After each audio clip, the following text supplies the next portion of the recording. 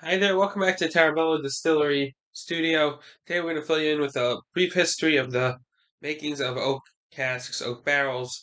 Obviously, you see it always on the label. It's from this American oak, French oak, Spanish oak, you name it, it's oak. Why is it so important and what's the history of it? So, if you go to down south to Kentucky, they're going to tell you, well, Elijah Craig discovered, or some priest or something, and there was a burnt warehouse. Sally, it ain't true.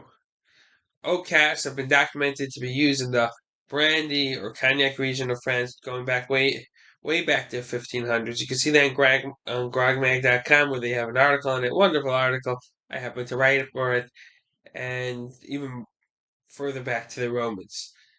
The Romans obviously have to figure out a way to store their alcohol, their liquids, everything. They didn't have plastic bags, plastic containers. So what do you use? You use either clay, you gotta go through the pottery and the heat, or you use wood.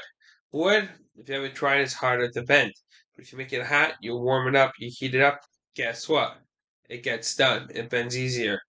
Obviously, they heat it up, they see tastes are different, and from there develops what you would call today a uh, charred or a what's the word for it? What they do in France, or a toasted stave. If you want to extrapolate, go a little further into it, you could say, well, they didn't know in Kentucky about this going on in France, so they probably didn't, they came up with it on their own. Could be. Listen, I'm not going to argue. Maybe that's why the US uses char and France um, they use the toasted. However, what more likely happened, Americans always being quick, want to get things done, move along. Well, it just took their fire and just burnt the daylights out of it. Unlike in France, where you could have a bottle of wine made for, let's just say, your grandchildren's great grandchildren.